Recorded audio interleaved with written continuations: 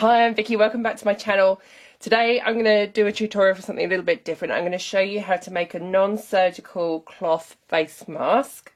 Last week my husband asked me to make some for him. He's still working and has to go out and deal with people, so he asked me to make some for him to wear while he works. I watched a whole bunch of YouTube videos and looked at other tutorials, made a few prototypes, and then sort of figured out my own pattern, my own technique from that. This is the one that he found the most comfortable. It's also the quickest to make, so this is the one I'm going to show you how to do today. I'll show you just the most basic version first. I can make these in 10 minutes, and then I'll show you how to adapt that to add wire over the nose and how to add a filter pocket. The advice on whether face masks and cloth masks are useful during this COVID-19 outbreak varies all the time. I think the CDC are now recommending that you do wear them, but check for the latest information online and check for advice on how to wear them safely as well. So by making your own cloth mask and wearing cloth masks instead of the surgical masks, you're going to leave those for the people who really need them. Masks don't replace social distancing, so you still need to keep that in mind when you're wearing it and stick with all the other advice about how you go about your life outside your home at the minute. And again, this advice changes quite rapidly, so check what the up-to-date advice is for your country. So to make your masks, you'll need some soft cotton or polycotton fabric and some elastic. Now, when I was making my masks, I already had loads of stuff like that because I sew all the time. If you don't, and I know a lot of places you can't get out of your house to buy things like that, and a lot of suppliers that sell fabric are closed down around the world. So what I've found as a great alternative is to use a fitted sheet. They're often really soft because they've been used a lot. They've got good elastic around the edge. I'm going to have to unpick this one, but it'll still work. So a good piece of advice I had recently is to make your mask from 2 different colours so you know which is the outside and inside. So if you take it off and put it back on again, you're not going to be inadvertently putting the outside fabric against your face. You'll also need scissors, pins, a tape measure or a ruler. You'll also need a sewing machine and thread. You can hand sew these at a pinch if you need to. And you'll need an iron and ironing board. If you're going to add wire, which I'll show you in the second mask, you'll need some wire that's firm enough to hold its shape when you bend it. This is some florist wire that I had in my flower stash. It's just the green coated stuff.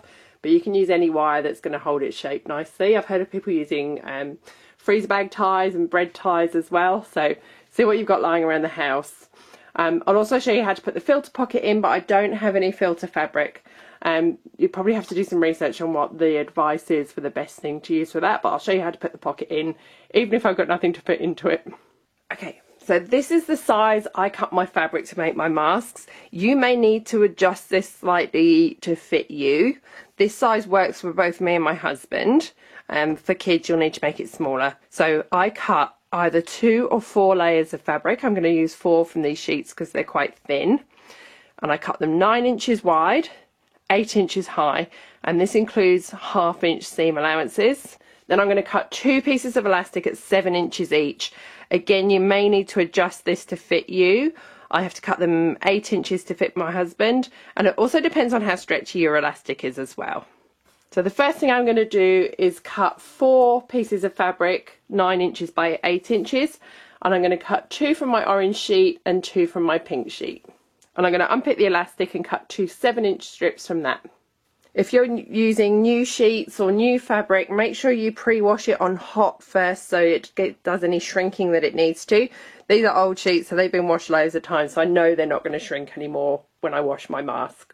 So I've cut all 4 layers of my fabric. So I've got 2 layers of the orange and 2 layers of the pink. And I've moved over to my ironing board for the next step. So what you're going to do next is take 2 of your layers. So I'm going to take my 2 orange ones here. And folding them together, I'm going to press back about 1/2 inch like this. I'm using a hot iron with steam so it holds into place nicely. Then I'm going to flip it over and do the same on this side. So about 1/2 inch. Again, you don't have to be hugely precise. So I'm just eyeballing it here. So this is my 8 inch. This is the depth of the mask. This is the 8 inch side I'm doing this on. And then I'm going to flip it over and do exactly the same at the other end. So each of the 8-inch sides, we've got 2 layers pressed towards the outside on each side, okay? Next I'm going to move to my sewing machine and I'm going to sew my 1/2-inch seam allowance along the top and along the bottom.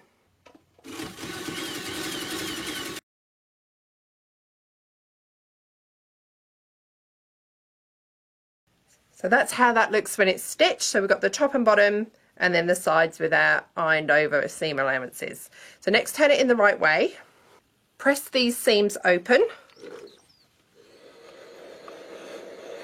and then press it flat.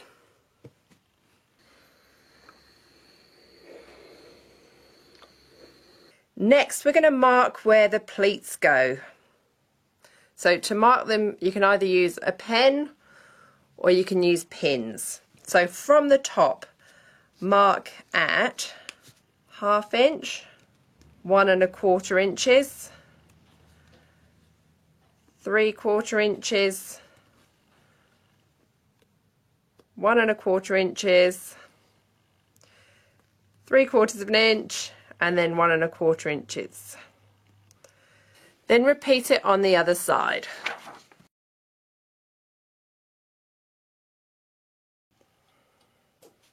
Next, we can use these pins to form our pleats. And I do this on the ironing board, so I kind of pin into the ironing board as I do it. So what you need to do is bring each pin up to meet the one above it. So I'm going to grab the second pins down from the top and fold them up to meet the ones above. Then I'm going to pop a pin just right through into my ironing board to hold that pleat in place. And then the same at the other end.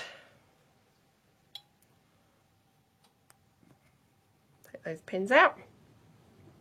So I'm doing all of the layers here. So bring all of your layers up and bring those pins up to meet the ones above. And pin them through onto your ironing board to hold them in place.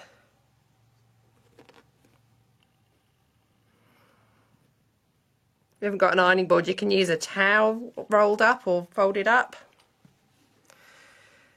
And then the same with the last ones, just fold them up. And we've created 3 neat pleats now.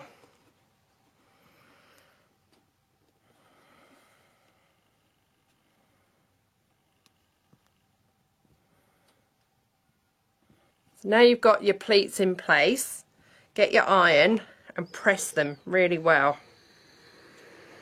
And as you get to the pins, just take the pins out and press right to the ends.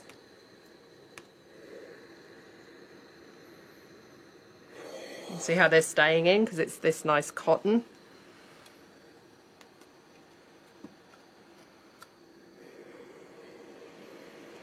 So that's how it looks on the outside. So we've got our pleats there, and that's how it looks on the inside. And by pressing it like this, it means we don't have to pin those pleats in place, which can be really hard because you've got some really chunky bits of fabric going on there now. So next I'm going to take my 2 7-inch pieces of elastic. Now this elastic's wider than I'd normally use because this was folded around the edge of my sheet. So I'm actually going to leave it folded in half as I stitch it in. And all I'm going to do is just pop a pin at 1/2 inch, which is my seam allowance for sewing in. And again, you don't have to pin this into place. We're just going to tuck it in as we stitch. So slightly narrower elastic would be better, but if you've only got wide stuff, then it's going to be better than nothing. So now I've got my pleated mask all pressed and my 2 bits of elastic. I'm going to move back to the sewing machine. So now we're going to stitch these ends in place and put the elastic in as we do it. So what you need to do is between all your layers, kind of doesn't really matter where, pop one end of your elastic in up to that pin and then stitch down the side holding your pleats in place. And I just go back over my elastic as I stitch just to make sure it's held really firmly. And as you get to the bottom, bring your other end of your elastic around, making sure it's not twisted. Pop that end in up to the seam allowance.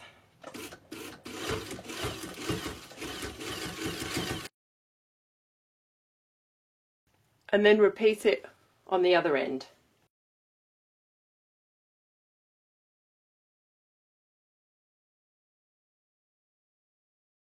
There's our finished mask. It's literally just 4 lines of stitching and some pressing.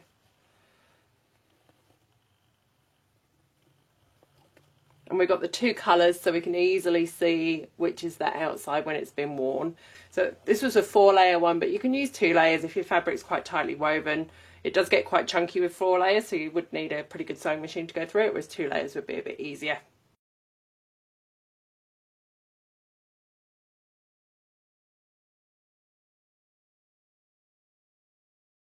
To make the second mask with the pocket for a filter and with the wire over the nose, I've got my 4 layers again. On the innermost layer I've folded down 1/2 inch, then 1/2 inch again to create a hem, and I'm just going to stitch and press that.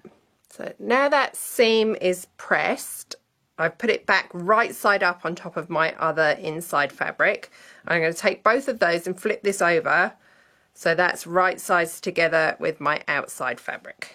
So I've got 2 layers of pink, the layer of lining with the hem facing right sides together with the pink, and then my second layer of orange there. So now I'm going to just pin them to hold them together. And then the next part's going to be the same as the first one, so I'm going to press all of my ends outwards, and then I'm going to stitch my 1/2 inch seam allowance top and bottom. Okay, so here it is joined and pressed, so that's the outside, and then on the inside you can see that this didn't end up in the seam allowance, and we've got a nice pocket here ready to put the filter in later. And I've just put a pin because these edges aren't caught in the seam allowance, it can just pop out, so I've just put a couple of pins. Actually, I might just move them that way just to hold that in place there. Next we're going to insert the wire. So I've cut a piece that's about 5 inches long, and again you need wire that's going to hold its shape when it's bent, and we're going to stitch that right at the top there. So make sure you do it on the top, which is where your pocket opens up. So I'm going to slide that in between all my seam allowances. I'm just going to put some pins in to hold it up against that edge. Okay, so that's in along that top, and now I'm just going to use a zipper foot to stitch close to it to hold it where it needs to be.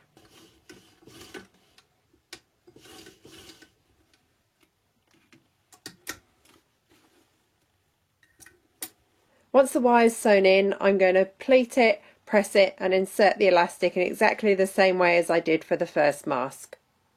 So here is the second mask finished. So we've got the wire at the top to bend into shape over your nose as you wear it, just to get that better fit over the top if you need it. And then on the inside, there's the pocket here. If I pull it open, there's the pocket there to put your filter in if you need to as well. That's it, that's my face mask tutorial there. That's the quickest way I've found to make them. So if you're making a lot, I can make these start to finish in 10 minutes, even quicker if I do them as a production line. Remember, these are not surgical face masks, they're just the cloth ones. Look up the current advice for what's recommended in your country for wearing masks and the safest way to wear them as well. Making these gives us a little bit more protection, but more importantly it leaves all the surgical and medical grade masks for the people in the front line who really need them.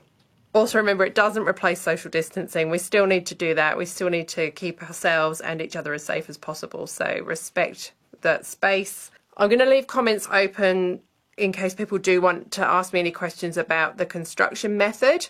I'm not a medical expert, I've just gone on the advice that I've read, so do your own research. Let's keep the comments a safe space so people can chat without feeling attacked. Any negative comments or rudeness, I will delete and block you. I've noticed a lot of mask tutorials, people have actually turned the comments off, so please don't let that happen in case people do want to comment and get extra help on how to sew them. Thanks for watching. I'll see you in my next video, which will be getting back to making the sunset dress. I've been working on the corseted lining for that. So we'll be back to fun distraction stuff, but it was a little break just to make something serious. See you soon.